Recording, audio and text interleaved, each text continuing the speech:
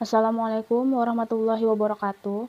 Saya Calila Alilatul Bariza dengan NIM 2305086054 dari kelas 2023B. Di video kali ini saya akan sedikit menjelaskan materi tentang perkembangan sosial dan emosional dalam pembelajaran bahasa Inggris, mata kuliah perkembangan peserta didik. Dan kelompok saya terdiri dari 4 orang, yaitu saya sendiri, Siva Rahma Ayu, Nur Syahada, dan Nida Maulida. Saya akan menjelaskan 4 poin. Poin yang pertama adalah teori perkembangan sosial Erik Erikson, yaitu teori yang menggambarkan tahapan-tahapan perkembangan psikososial yang dialami individu sepanjang hidup mereka. Erikson mengidentifikasi 8 tahap perkembangan yang berfokus pada konflik atau tugas yang harus diatasi oleh individu pada setiap tahapnya. Kemudian, 8 tahap perkembangan tersebut ialah: yang pertama, kepercayaan versus ketidakpercayaan. Bayi mengembangkan kepercayaan saat merasa diurus dan dicintai dengan baik oleh orang tua atau pengasuhnya. Yang kedua, otonomi versus rasa malu dan keraguan. Anak-anak kecil mulai mengembangkan otonomi ketika mereka diberi kesempatan untuk melakukan hal-hal sendiri. Jika terlalu dibatasi, mereka bisa merasa malu dan ragu-ragu. Yang ketiga, inisiatif versus rasa bersalah. Anak-anak muda mencoba mengambil inisiatif dalam kegiatan mereka. Jika mereka disupport dalam upaya ini, mereka dapat mengembangkan inisiatif positif. Jika tidak, mereka bisa merasa bersalah. Lalu yang keempat, industri versus rasa inferior. Anak-anak membandingkan diri mereka dengan yang lain dan berusaha untuk berhasil dalam aktivitas mereka. Keberhasilan membawa pada perkembangan industri, sementara kegagalan bisa menyebabkan rasa rendah diri. Yang kelima, identitas versus kebingungan peran. Remaja mencari identitas pribadi dan mengalami kebingungan peran saat mereka mencoba memahami siapa mereka dan apa yang ingin mereka capai dalam hidup. Yang keenam, intimasi versus isolasi. Orang dewasa muda mencari hubungan intim dan berkomitmen pada hubungan yang sehat. Isolasi sosial dan emosional adalah konsekuensi negatif dari kegagalan dalam tahap ini. Yang ketujuh, generativitas versus stagnasi. Orang dewasa mempertimbangkan apa yang mereka sumbangkan kepada generasi berikutnya dan masyarakat. Generativitas adalah kontribusi positif, sementara stagnasi adalah ketidakmampuan untuk tumbuh dan berkembang. Yang kedelapan, integritas versus keputusasaan.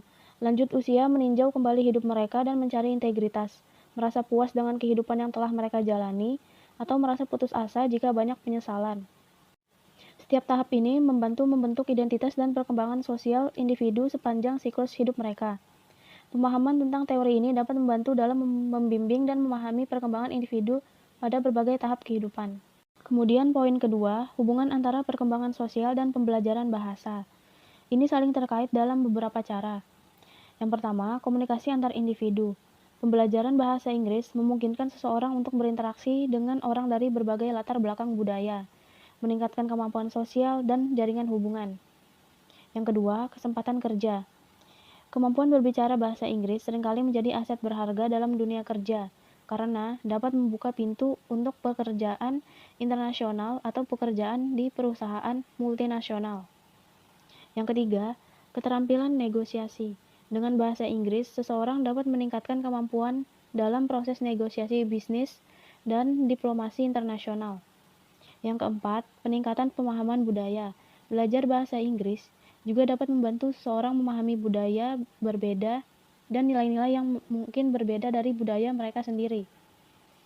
Yang kelima, kemampuan untuk belajar lebih banyak. Dengan menguasai bahasa Inggris, seseorang dapat mengakses sumber daya pendidikan, informasi, dan pengetahuan global yang lebih luas, memungkinkan perkembangan sosial yang lebih baik. Lanjut poin ketiga, peran interaksi sosial dalam pembelajaran bahasa Inggris. Ada beberapa peran interaksi sosial. Yang pertama, pengembangan keterampilan berbicara. Berinteraksi dengan pembicara bahasa Inggris yang lebih mahir memberikan kesempatan untuk berlatih dan mengasah keterampilan berbicara. Yang kedua, peningkatan keterampilan mendengarkan. Mendengarkan orang yang berbicara dalam bahasa Inggris membantu dalam memahami berbagai aksen, kecepatan berbicara, dan variasi bahasa. Yang keempat, peningkatan kepercayaan diri. Berbicara dalam bahasa Inggris dengan orang lain secara langsung dapat membantu dalam membangun kepercayaan diri dalam penggunaan bahasa tersebut. Yang ketiga, pemahaman konteks budaya. Interaksi sosial juga membantu dalam memahami konteks budaya di balik bahasa Inggris. Ini termasuk pemahaman tentang norma-norma sosial, ekspresi wajah, gerakan tubuh, dan ekspresi verbal yang khas dalam budaya berbahasa Inggris. Yang kelima, praktik dalam konteks nyata. Interaksi sosial membawa bahasa Inggris dari lingkungan kelas ke dunia nyata. Ini memungkinkan seseorang untuk mengalami penggunaan bahasa dalam situasi sehari-hari, yang seringkali berbeda dari lingkungan pembelajaran formal. Yang keenam, koneksi dengan penutur asli. Berinteraksi dengan penutur asli bahasa Inggris dapat membantu dalam memahami aksen, budaya, dan konteks bahasa Inggris yang lebih autentik. Ini juga bisa membuka peluang untuk pertemanan internasional dan praktik bahasa yang lebih intensif. Poin keempat, pengelolaan emosi dalam pembelajaran bahasa asing. Ada beberapa strategi untuk mengelola emosi. Yang pertama, tetap tenang. Pertahankan ketenangan saat menghadapi kesulitan. Yang kedua, praktik aktif. Terlibat dalam praktik aktif dengan berbicara, menulis, dan mendengarkan bahasa asing sebanyak mungkin. Yang ketiga, terima kesalahan. Jangan takut membuat kesalahan. Itu adalah kesempatan untuk memperbaiki dan berkembang. Yang keempat, jangan terlalu keras pada diri sendiri.